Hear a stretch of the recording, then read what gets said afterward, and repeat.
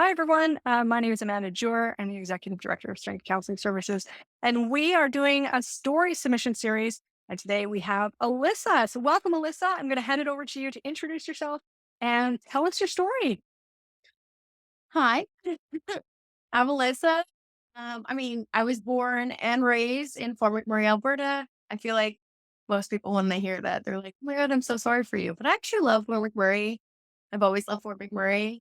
But I guess my mental health story kind of started when I was around 14, 15 years old. That's when I've been going to therapy.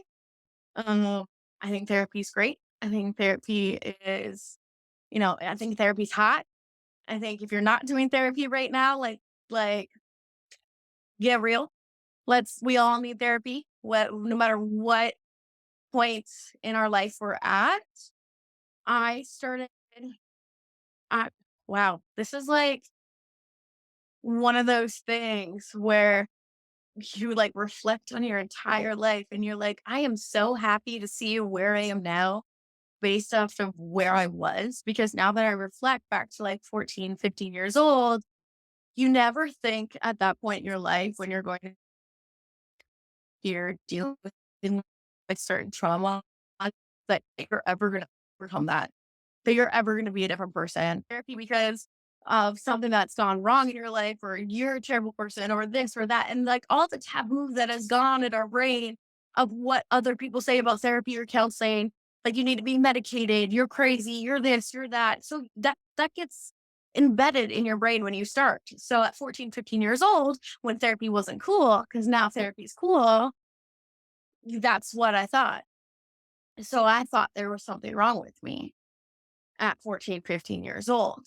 I went because I don't have the best relationship. I didn't. I can't say I don't because disclaimer, I'm really good terms with my parents right now. I love them both. I talk to my mom every day. She's my best friend.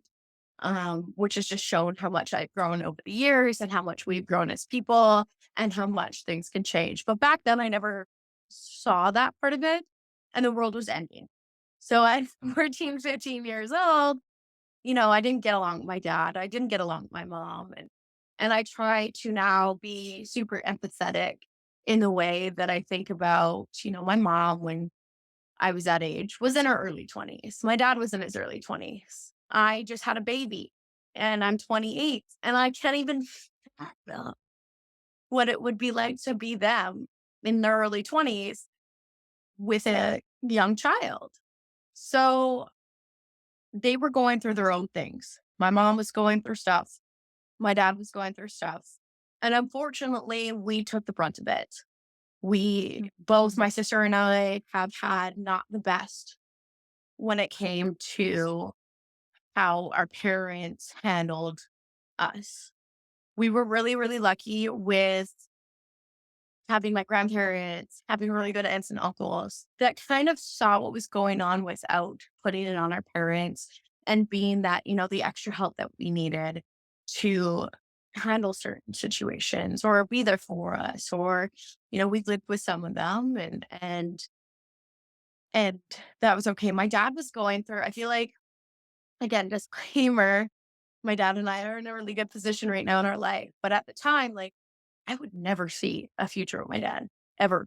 I didn't want, at one point in my life, I didn't want him in my life. I didn't want him at my wedding. I didn't want him to know my future kids. Like, I wanted nothing to do with my dad. And now I do. I want that. I want him to be a part of my life and I want him to be a part of my kids' lives. And That's incredible. it's, it's, It it's, really has to go from that place of like not like being like, I'm done. Like, this is not for me to being where you are now and welcoming him into your life and sharing your son with him. And that's beautiful. I think in my brain, I think about like, if I want people to see me that in the way that I've changed, then why can I not see other people that way? Why can I not see that they've Fair. changed as well, that they have done the work, that they have done the progress to be where they are today? Not everybody, yes, not everybody changes, but a lot of people do. And if I'm sitting here telling people I have changed, I am not the same person, I'm a different person, because I was never the best. I wasn't an angel. I did drugs. I got myself a DUI at 18. I was so mean to my parents because I was like, "You wanna be rude to me? I get disrespect gets disrespect, let's put it that way." Mhm. So I was the same. I was a little brat, I gotta say. And now I like to think that I've grown and I've been different, but if I don't allow other people to give me that same like, "Hey, I've changed, I'm different, give me a chance," how am I gonna be that person that wants the same thing?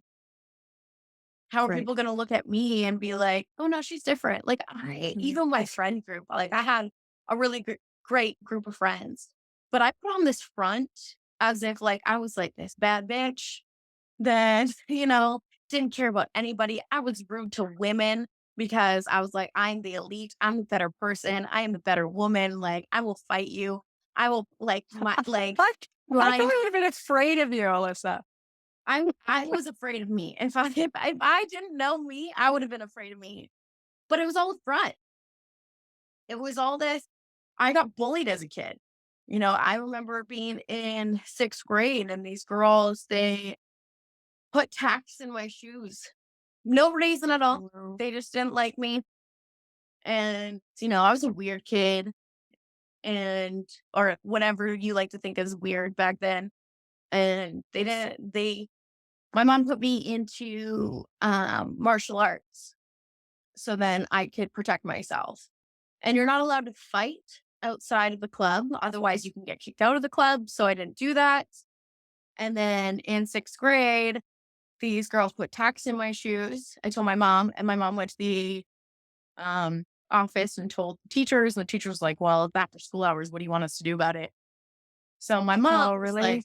"Yeah." So my mom was like, "You know what? Next time, just like punch him in the throat or something." And so I was like, "Okay, are you sure?" She's like, "It's self defense." So the next time they bullied me, which was like a week later, they poured Pepsi in my backpack and ruined all my books. And they threw it on the ground, and there was this huge commotion. So I punched one of them in the nose, and I broke Mhm. it. Oh, wow. And I went home, and my mom was like, "Yeah, good for you." And I was like, "Yeah." I mean, I don't now at this point, I'm like, I don't, I wouldn't have done that. I feel like there's better ways to handle those situations. Agree. But I was bullied as a kid, And and and you obviously didn't have the tools at the time either to know how to do that. And bless your mom's heart. I don't doesn't sound like she did either. She was just like trying to protect her kiddo. yeah. Well, the school wouldn't like she did, and you know what? My mom is fantastic, and like as when I was younger too, I have these like issues with my mom. And I realized now being a mom today and seeing how things are for me and thinking about what it was like for her, I now have this like mutual understanding as to where she was coming from when I was younger. I don't think I would have ever understood that if I didn't become a mom. Because even up until that point, like I still would have those things in the back of my head, like, okay, well, you didn't do that for me or this or that. And now I have my own son. And I'm like, being a mom is hard because you have to be your own person, but you have to be a different person for them. But then you want to be the person that you want for them to be you, but then you're trying not to forget about who you are. There's just like so much that goes on for So being a much. mom. Yeah. And now in that place in my life, I think back about where my mom was. And my Mhm. mom was 18 years old when she gave birth to me. She was a young mom. She was still in high school. I was at her graduation. Um, she was going off to modeling school in like Paris. And that got basically ruined because I was born and her whole life changed. So she not only was she like now trying to raise this human, but she was putting everything, her entire being of a person in the garbage. There back then it wasn't like you can be that person and you can be a mom. It was like, no, you're a mom and forget who you are. That's Right. it. There was no line. There was no boundary. in being yourself and being a mom. And at least today, in today's society, there is now it's almost, what's the word I'm looking for? Like glorified if you're able to self-care for yourself and your kid, like you're able to be you and be a mom. Like people are like, oh my God, you're like, that's the elite. Like that's what I want to do. That should have been something back then. That should have been something that my mom went through, but it wasn't. I agree. Yeah. And like she can't change that. I can't change that. But we can change how we like view things now and how we view each other. But I put myself in her shoes and I see that, my mom's gone through a lot mentally and she is bipolar. And we went through a lot as kids. My mom got remarried to a man who ended up being very abusive to us and to her. And luckily that of course, ended. It took the cops and going to jail for that to happen and us losing our home and having to move and a lot of Wow. things before that happened. But when we did Yeah. move, I think my mom mentally was in this space where she forgot about us and was more focused on what's going on in her brain because of not only bipolar disorder, but everything she'd gone through up until then. So she had these suicidal thoughts and she voiced them and then she got help. And my grandparents are so supportive. They're like the best people in the world. Like, I don't know, these are Oh, angels on earth. Like, wow. like, like I'm pretty sure there's if you look closely, there's halos above their head. I'm sure. And they were super supportive and she got the help she needed. And a couple years later, she asked me if, I wanted to come to Vancouver with her. And at that point in my life, I was 16. I had nothing left for me in Fort McMurray. I had no friends. I was a weird kid. I was bullied still up until that day. I was called derogatory terms for talking to guys that I had no idea were in relationships that told me they were in relationships. And then all of a sudden, I became like this football that like people could just like kick or soccer ball, football, so whatever. I was just kicked while I was down, Oh, and I'm so 16 you years just you old. just had to go, I had right? to There go. was this My time. my dad, me and my dad also at that point in my life, I didn't get along with my stepmother either at that point. And there was a wet cloth that was left on their brand new oak table. And I stayed home from school that day. And my dad came home early and he thought I left this cloth on the table and it bubbled up. I don't know if you have oak, but apparently it bubbles if it gets wet. So now their oak table was ruined. And my dad thought it was me who did that because I skipped school and stayed home. So it was my fault. Still to this day, I'm 28 years old and I'm like, I didn't do it. It wasn't me. It Mhm. was either Cortland or Yeah. it was my stepmom. And he, yeah, he blamed me. And then he was like, you have no respect for me. You have no respect for this place. Like I house you. I do this. I do that. And basically me being a 16-year-old was like a big old F you. Mhm. Like that's not how I feel. And I didn't do this. And so I went to a friend's house for the weekend. I came back, my dad changed all the locks and he was like, well, I didn't know if you were going to like tell all your friends and then they were going to come steal all our stuff. So So I'm there's a serious. lot of trust issues in your between you and both your parents happening I at the like, time. and again, I try to be empathetic. At the time, then I didn't really understand where my dad is coming from. It was just always an attack on me, is what I felt. But now, again, being a parent, moving on, seeing his life now and seeing his growth and going back to those times and to the times that we are now and seeing where he is like, again, my dad, I think my dad's trust issues with me came with trust issues that he's had with his own family. His mom, I don't talk to my nan at all. She's not a part of my life. She's not a part of my son's life. She's just not. That's my dad's mom, and she's just not. She's a very negative woman. She puts a lot on her kids, and her kids definitely Mhm. feel that.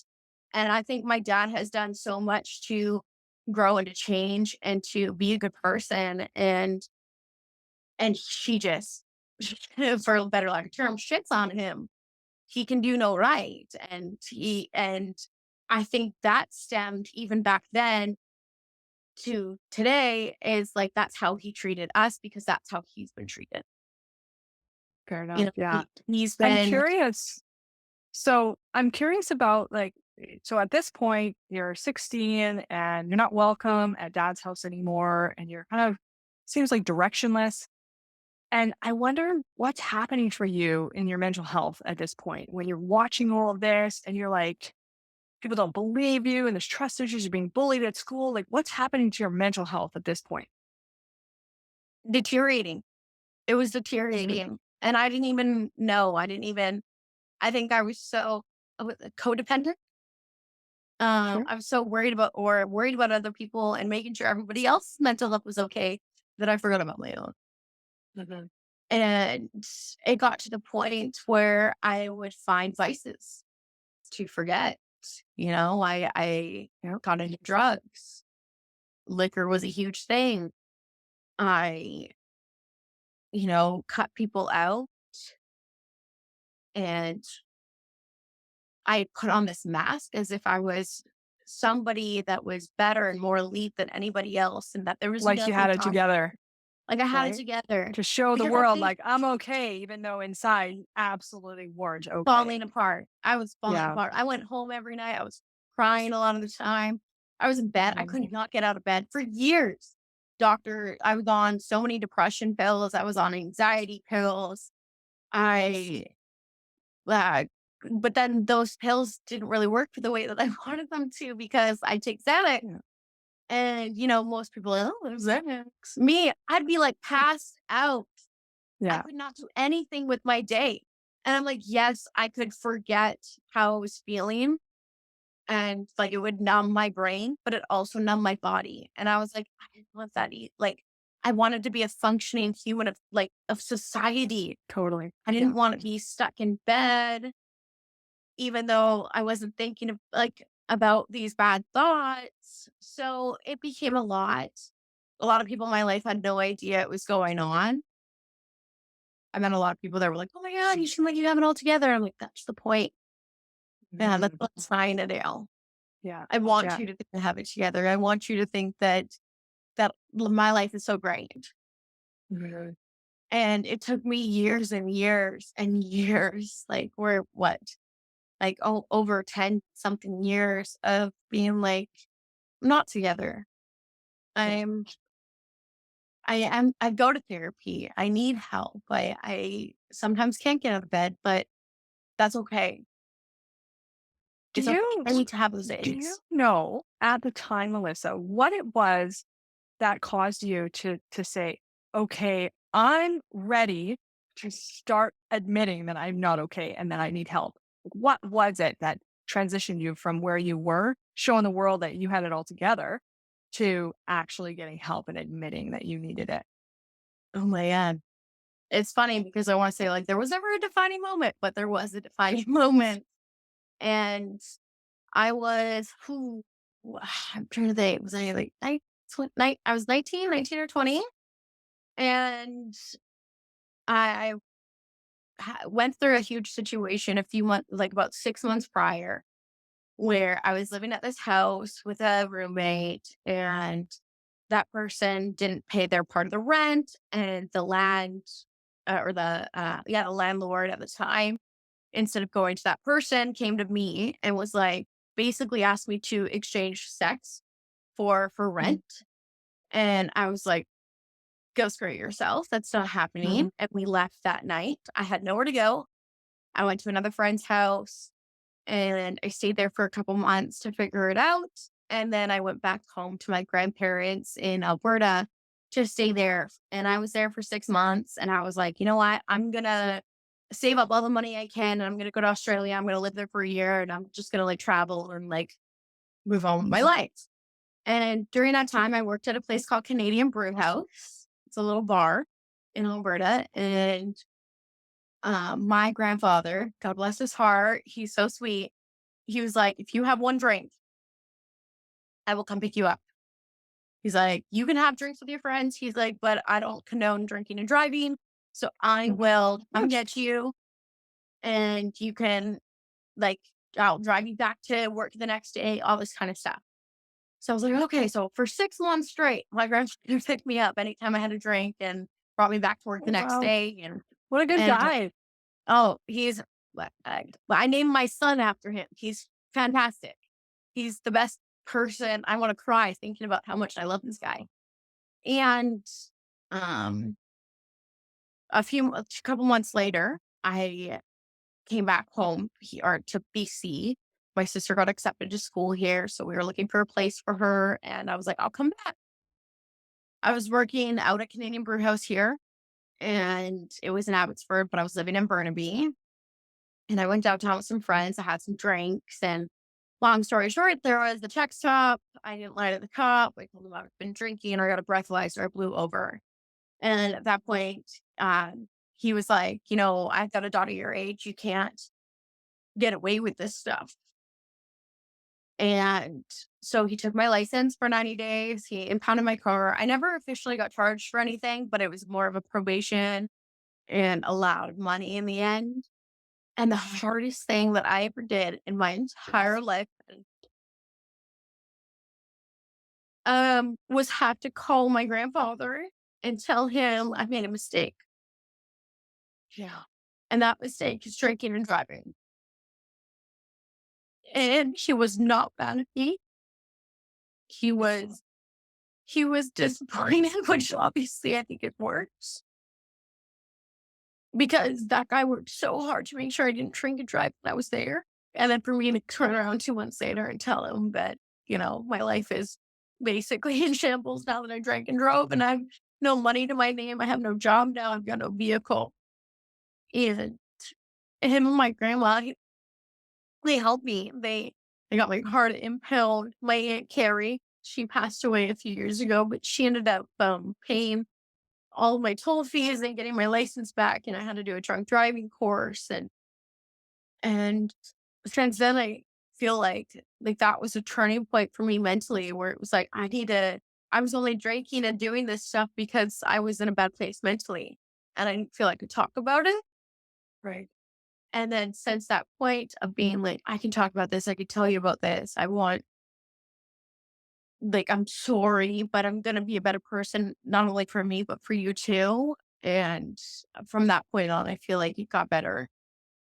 And I was more open. I've been more open since that day of talking about how hard it is to overcome these situations and the trauma and the childhood trauma and abuse of stepfather abuse. My parents have never put a hand on me, but my abusive stepfather and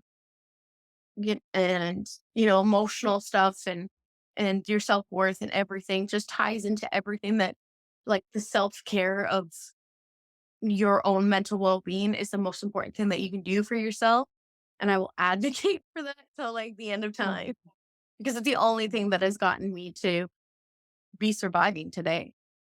Honestly, I Wow. don't know if I'd be here if it wasn't for that. So, Alyssa, tell us about what it was like going from that really difficult experience of being pulled over by a police officer and having all those consequences to getting into therapy and how the therapy started to help you change your own life.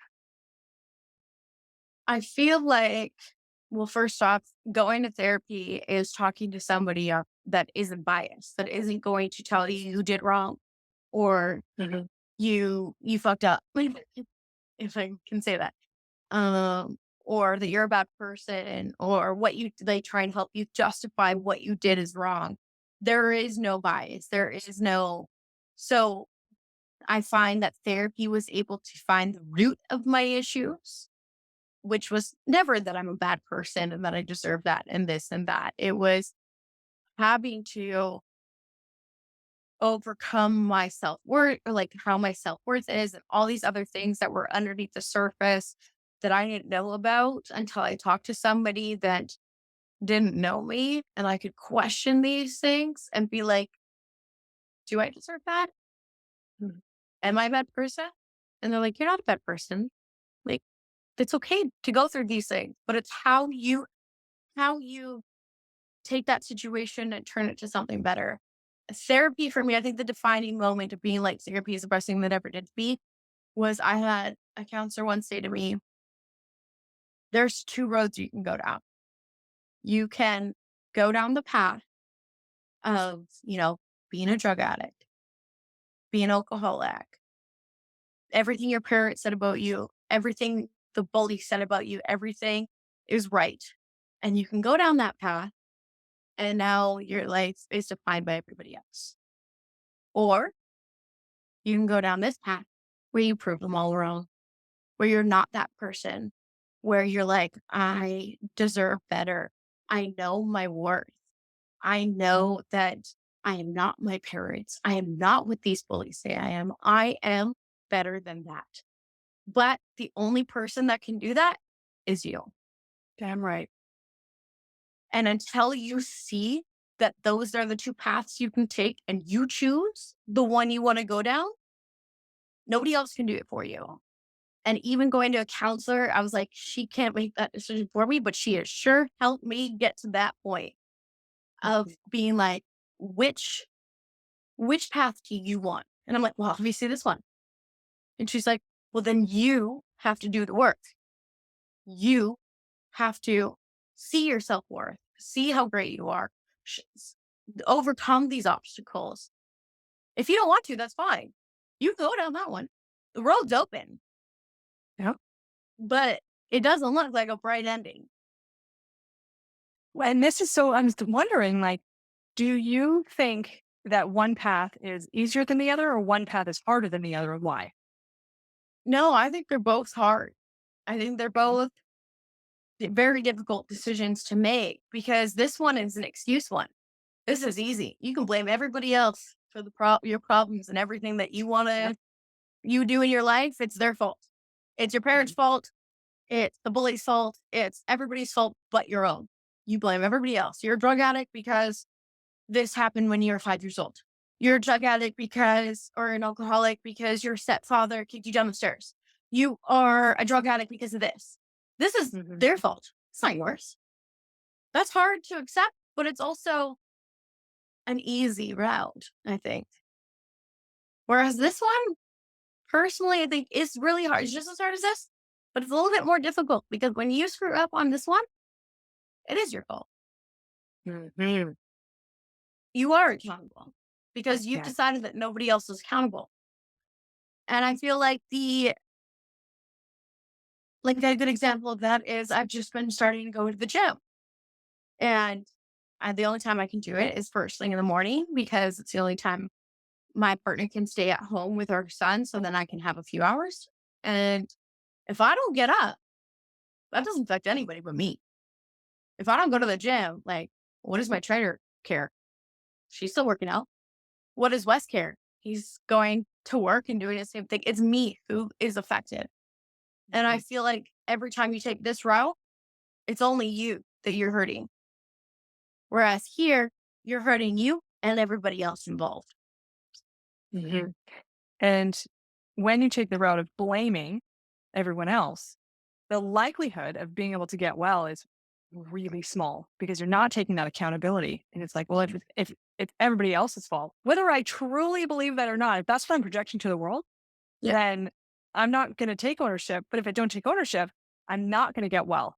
So when we take this route of taking accountability and accepting our consequences and really putting ourselves in the spotlight, saying like, this is what I have to do to get well, we actually have an opportunity to truly get well because all the barriers of this like screen we put up of like this light that actually isn't true, that's gone. It's Yeah. just like raw honesty and vulnerability. And it's just beautiful, but it's so painful also.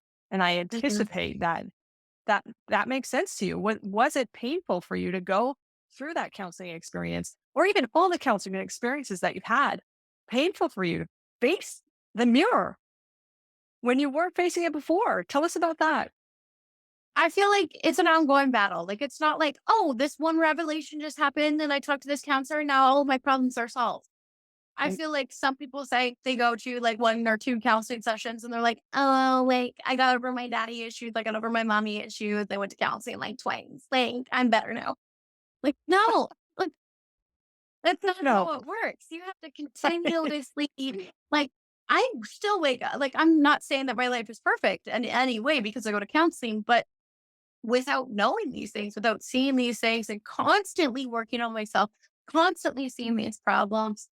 A good example of going to one of your counselors recently, is that I have finally come to the realization that I am an alcoholic, that I do have an addiction.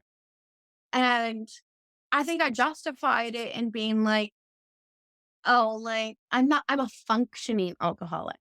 I still work. I still take care of my kids. I still clean the house. I still do this. So I'm not like passed out on the floor every night. But there are so many different forms of alcoholics that people don't understand. And the form that I am is my association with alcohol is I'm holding on to my past. I used to have a drink after every shift at work for 7 years and fell because it was my associating being Yeah. not at work and at home Hmm. because, like work ended. I've got 6 hours where I have to go back to work.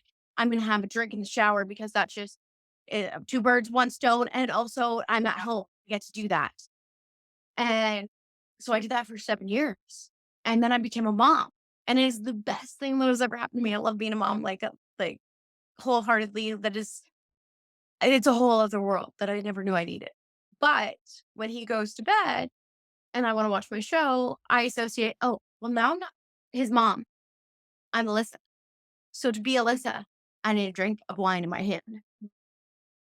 Not saying that I'm Right. getting smashed because I'm not, but I need that drink to Mhm. associate a different life, the different light. And I had no idea that this was an issue until recently because I'm going to therapy, because I'm talking to somebody that like is not biased, that is like opening up their brain, like, oh, like asking the right questions and making me think and no judgment and relating, being like, I went through this too. I know where you're coming from. And I'm like, okay, well, I'm not alone, but also like I now need to accept this and I need to move forward. And how do I do that? And now that person will be able to help me through that. And I think Fair. that just because we go to therapy once doesn't mean our problems are solved. I think it's an ongoing thing. We always have ongoing battles. I have ongoing battles. Everybody has ongoing battles. It's not like like one day is solved because of this, and now all of a sudden there's never going to be another problem my entire life. There Right. constantly are problems. So you Right. constantly need solutions and talking to someone and helping. I think that's the only reason that I get over so many different things so quickly is because I'm able to have those hard conversations and talk to those people. You know, what's really cool is that you said just a minute ago, I didn't even know this was an issue until I talked to somebody and she pointed it out. Right. So you don't even like the message out there to everybody is you don't even need to be like having all these huge issues and then talk to someone. If you're having issues, then for sure, like come and talk to someone. But sometimes it's just great to just check it out because there's so many things that go on that we don't even know about, that we don't even see. And that to have a simple conversation with someone about our habits, we can actually learn so much about ourselves that we wouldn't otherwise have known.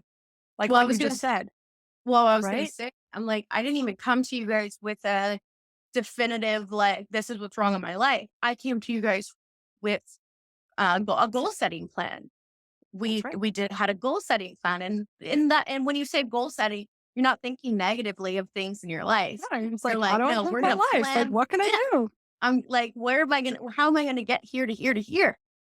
And one of my goals was to be financially, like, take over my life financially and not be worried about money and all this kind of stuff with what's going on in the world. And I never took into consideration how much money I'm spending on alcohol. And then it was Fair like, enough. if I didn't spend $300 to $500 a month on alcohol, I'd be able to afford to maybe go on a trip. with my family or do this or pay this bill. And then I'm like, why am I spending that much money on alcohol? Oh, but I need my drink every night.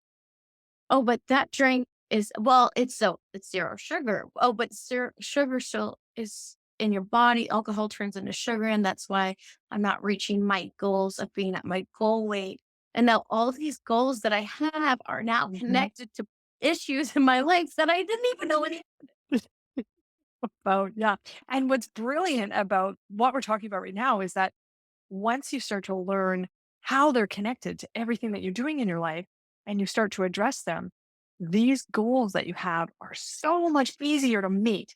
And not only are they easier to meet, but by the time you've succeeded in the goals, you can go so much higher in your goal setting than you even knew, right? So you have these set of goals and then you meet them, and then it's like the sky's the limit of what you can do with your life. But when we don't really know what's going on with us or how to process our emotions, or, Or we're just the just too right, busy to pay attention, or the right right? person asking the right questions. Right. It Yeah. takes one question for you to be like, huh, I never really thought about it like that. Yeah. Yeah. So if I'm just like, oh, kind of wondering, how we're doing here. Yeah. So I'm wondering if you had a message to all the people who were out there who were like, it could be a combination of things like, oh, I don't need therapy, or, I'm doing fine, I'm doing it on my own.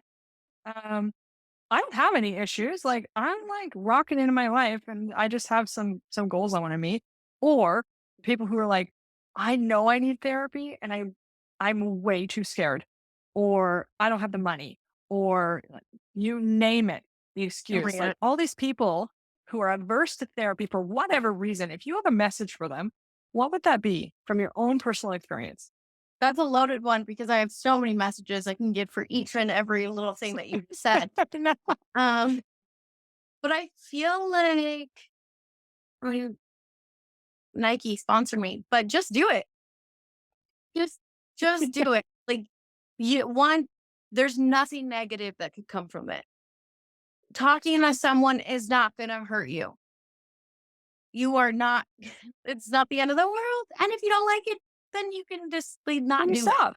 Or you change therapists, right? Or you change Yeah. therapists. Oh my God, Yeah. yes. The amount of therapists that I've gone through where I'm um, oh, this one's not working for me. This one's not. It's like you know what? It's like dating. Like you got to find the right one, and that's okay Find the right too. one. Like you can go Yeah. through different therapists until you find somebody that you relate with, you mesh with, and that works. But certain things, like when people say like the gym is their therapy, it's like that's a temporary fix. That's a temporary serotonin boost or whatever that you need. But when you come down from that, you're still left with everything else up here. And, having a bath, yes, temporary. I spend 2 hours in the bath sometimes. And in that 2 hours of my bath, I'm on cloud nine. When I get out of the bath, I'm still here. So I feel like just taking the step to make that appointment to do that. And there are cost efficient ways, like with your company, having sliding scale, helping people with their bills, low cost programs. Like the mental health does not need to be expensive. It does not need to break the bank. And I think people just think that, like, I get it. So many people don't have certain insurance coverages, but there are ways to do it. There's ways to take care of your mental health and talk to somebody. And I think that like people forget about that. And also, I'm Or they don't even know about it, right? or they don't People know don't about it. even know the offering is there. And I'm just gonna stand by this, and I think it should be like a hashtag or something coming forward is therapy is hot. Therapy is cool. If I were to, I'm very madly in love with my partner, but if he were to be like, or somebody were to be like, I'm going to therapy, I'm like, okay, we stand someone that's taking care of their mental health. Damn, that's So right. one of my friends who is going to therapy, I'm like, hell yeah. Like, let's do so we go to therapy and then you want to go for lunch after? Like, how you feeling? I think it's great. Do it. Do it. It's so cool. Yeah, I love it, Alyssa. And I'm so moved by your story. And it's so amazing to see when someone comes forward in their bravery because sharing one's story is can be really difficult and can be really scary, anxiety provoking and challenging. And I'm wondering now that you've done this from what you felt when you started to how you feel now. Can you tell us about that? Well, yeah, I was nervous in the beginning. Like, I was like, like sharing this is so vulnerable. It's so hard and it's so Mhm. brave of somebody to be able to share what they've gone through in the past, whether they're working through it now or they've worked through it or they haven't worked through it is difficult. But I truly believe from like wholeheartedly from the bottom of my heart that if you don't, we're gonna feel alone. And I have felt alone. I have felt like there is nobody I can talk to. Nobody's gone through this. Nobody's done this before. And then I met certain people who were like, oh yeah, no, me too. And I'm like, what? You have the same story? Like the exact same story? And I'm like, yeah. I'm Yeah. like, I did this, like, I met people where I'm like, we are the same person, exact same person, went through the same things, around the same age, did this, did that, did this. Like, and I'm like, where have you been all my life? And I'm like, there are people out there that are going through it. And to feel not alone, I think is the biggest thing. Like, if we don't share our stories, if we don't make this everybody's knowledge, then you will always be alone. And nobody should feel alone ever. Yeah. Yeah, I agree. So thank you so much on behalf of myself and this agency and all of our listeners. I'm so appreciative that you've been so brave today and put it out there. So thanks for being with us, Lisa. Always.